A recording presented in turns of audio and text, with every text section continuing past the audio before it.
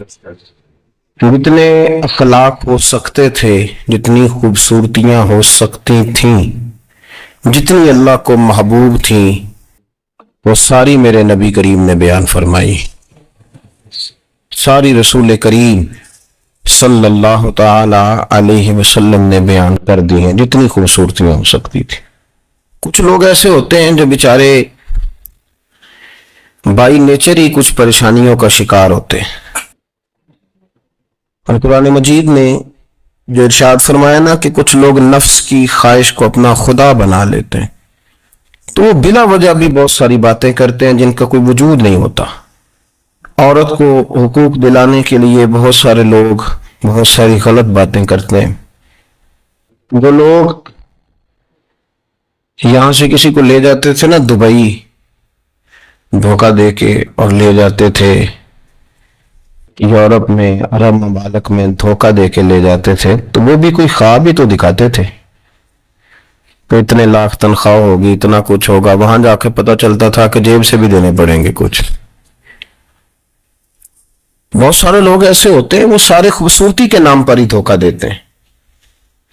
آپ کو پتہ ہے کہ جو آدمی کسی کو لالچ دیتا ہے تو کسی کو لوٹنے کے لیے اسے لالچ دینا بڑا ضروری ہوتا ہے۔ لوگ پہلے لالچ دیتے ہیں پھر لوٹتے ہیں، پہلے مکمل لالچ دیتے ہیں، یہ چیز مل جائے گی، یہ چیز مل جائے گی۔ لوگ مکمل لالچ دیتے ہیں، اس کے بعد پھر لوٹتے ہیں۔ اور اگر لالچ نہ دیں تو کوئی آدمی قابو آئے گا؟ لوگ لوٹتے ہیں لالچ دے کر۔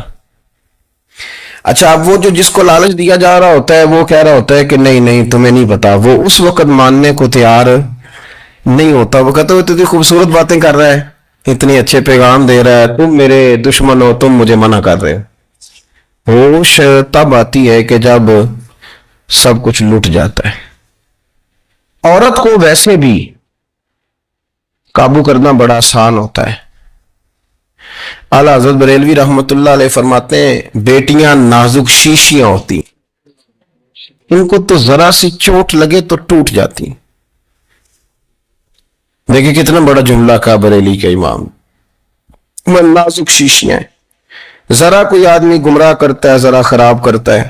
اب دیکھیں نا، جو بچیوں کو بچے مس گائیڈ کرتے ہیں، انہیں بڑے بڑے خواب دکھاتے ہیں، وہ بیچاری ماں باپ کو چھوڑ کے، بہن بھائی کو چھوڑ کے اس کے ساتھ شادی کرتی ہے، پھر جو اس کا بعد میں حشر ہوتا ہے، آپ ادلیاں نو سردار پہن تکے تے شرما والیاں نو جھوٹے ڈولیاں دے۔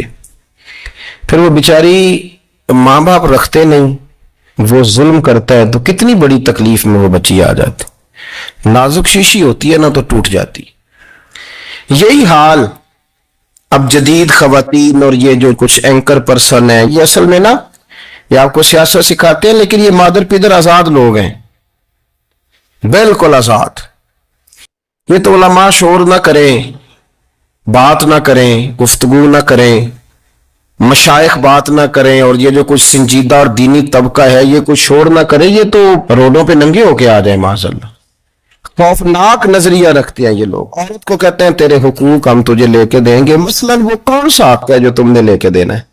میرے نبی کریم صلی اللہ علیہ وسلم اس کو بیٹی بھی بنایا ہے، اس کو بہن بھی بنایا ہے، اس کو ماں بھی بنایا ہے، اسے بیوی کا عالی شان رتبہ بھی عطا فرمایا ہے۔ اور چونکہ بیٹی کا بھی حق بڑا بیان کیا جاتا ہے، بہن کا بھی، ماں کا بھی، اور بیوی کے معاملے میں لوگ سمجھتے ہیں کہ زیادہ بات نہیں کرنی چاہیے، شاید مسئلہ خراب ہو جائے۔ حالانکہ نبی پاک صلی اللہ تعالی علیہ وسلم نے بیوی کے بارے میں پتہ کیا فرمایا؟ فرمایا جب تم نکاح کر لیتے ہو تو اپنا ایمان محفوظ کر لیتے ہو۔ اب میں اس کی شرح نہیں کرتا، اب خود کر لیجئے گا کہ وہ ایک ایسی شخصیت ہوتی ہے کہ جس کی موجودگی میں آپ کا ایمان محفوظ ہے۔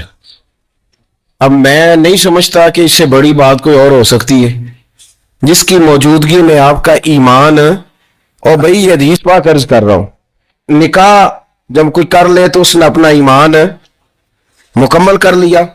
اس کا معنی یہ ہوا کہ آپ کا ایمان محفوظ ہے اس کی موجودگی میں، تو اس سے زیادہ بھی، یعنی ایمان سب سے قیمتی چیز ہے نا، تو اس کے محفوظ ہونے کی وجہ حضور نے نکاح بیان کر دی۔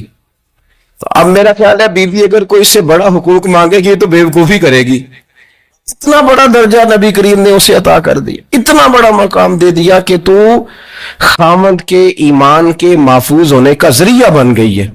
عورت کو جو حقوق رسول کریم صلی اللہ تعالی علیہ وسلم نے عطا فرمائے، نبی پاک نے جو حقوق دیے، دیکھیں نا، حضرت عبداللہ ابن عمر رضی اللہ تعالیٰ عنہ کی اہلیہ بیمار تھی، تو جلدی جلدی سے وہ آئے، تو جب بہت جلدی ہو، سفر بڑا شدید تھا، تو آپ نے جلدی سے نماز ادا کی، جلدی سے چلے۔ آپ کے خادم کہنے لگے حضور خیریت ہے؟ فرمایا میری بیوی بیمار ہے۔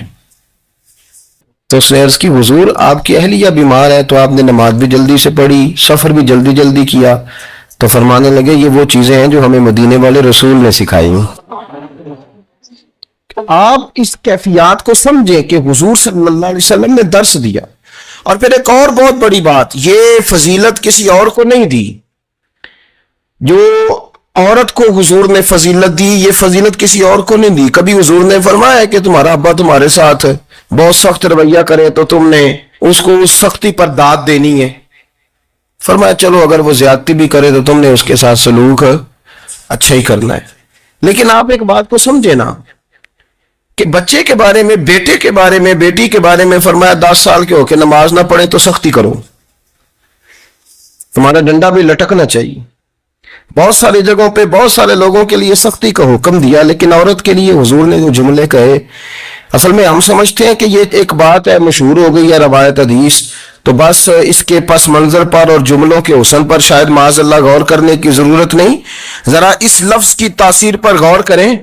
حضور نے فرمایا عورت ٹیڑھی پسلی سے پیدا کی گئی ہے، یہ ٹیڑھی ہے، اس کو سیدھا کرنے کی کوشش کرو گے تو ٹوٹ جائے گی۔ تو حضور پھر ہمارے لیے حکم کیا ہے؟ فرمایا جیسی ہے تم اسی کے ساتھ نبھا کرو۔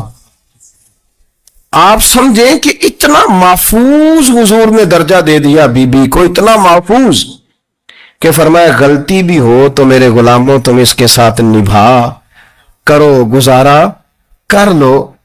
کو کیا اور حق چاہیے عورت کو، جس کو اس کی غلطیوں سمیت نبی پاک نے قبول کرنے کا حکم دے دی کہ اس کی کمزوریوں سمیت قبول کر لو۔ اب اس کو اور کیا، کوئی کمزوریوں سمیت قبول کرتا ہے؟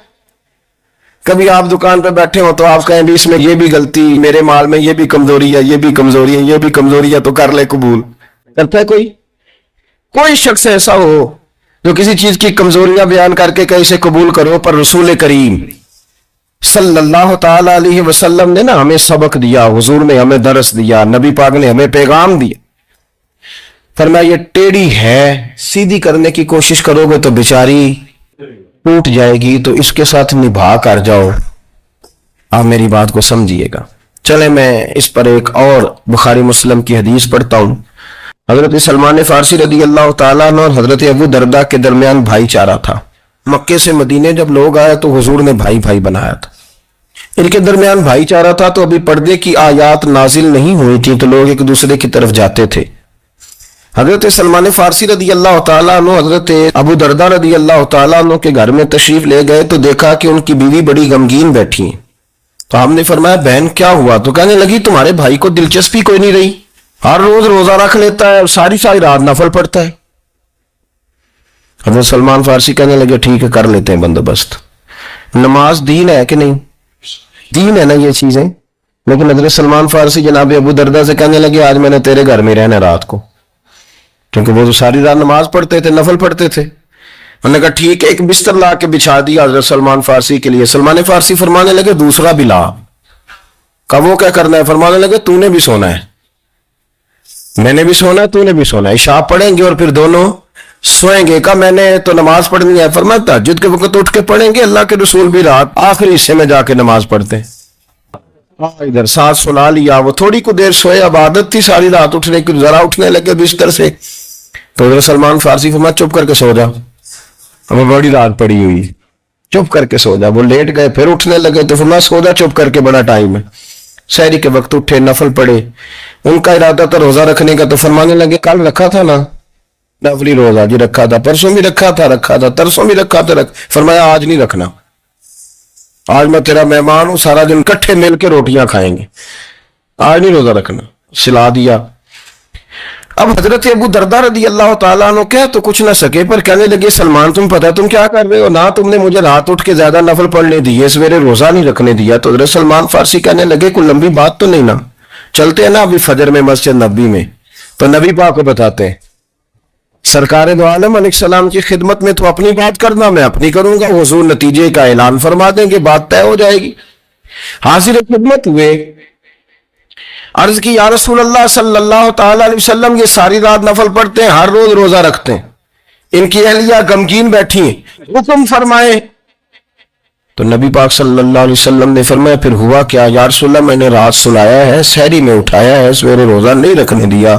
نبی پاک نے فرمایا سلمان فارسی نے ٹھیک کیا ہے، سلمان فارسی نے ٹھیک کیا۔ پھر حضور نے فرمایا، نبی کریم نے فرمایا ابو دردہ تیرے اوپر اگر اللہ کا حق ہے، اس کے رسول کا حق ہے، دین کا حق ہے، تو فرمایا تیری آنکھ کا بھی تیرے اوپر حق ہے، تیرے وجود کا بھی تیرے اوپر حق ہے۔ یہ حضور نے فرمایا تیرے بچوں کا بھی تیرے اوپر حق ہے، تیری بیوی کا بھی تیرے اوپر حق۔ اس حق کو بھی سمجھے، حقوق اللہ بھی ہیں، پر تیری آنکھ کا بھی تیرے اوپر کیا مانا کہ تیری آنکھ سونا چاہتی ہے تو اسے سلا بھی، تیرے وجود کا بھی تیرے اوپر حق، تو تیرا وجود آرام کرنا چاہتا ہے تو اسے آرام بھی کرا۔ اور پھر وہاں نبی پاک صلی اللہ علیہ وسلم نے فرمایا میں تم سب، سننا یہ لفظ حدیث کے، حضور نے اسی موقع پر فرمایا میں تم سب سے زیادہ اپنے رب کو جانتا ہوں اور میں تم سب سے بڑھ کر اپنے رب سے ڈرتا ہوں۔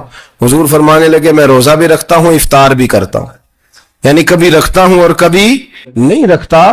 فرمایا میں نفل بھی پڑھتا ہوں اور اپنی بیویوں کو وقت بھی دیتا ہوں۔ سرکار مسجد میں بھی آتے تھے، نواسوں کے ساتھ کھیلا بھی کرتے تھے، ان کے ساتھ پیار بھی کرتے تھے۔ تو اتنے بڑے حقوق حضور نے بیان فرمائے عورتوں کے کہ تمہاری بیوی کا بھی تمہارے اوپر۔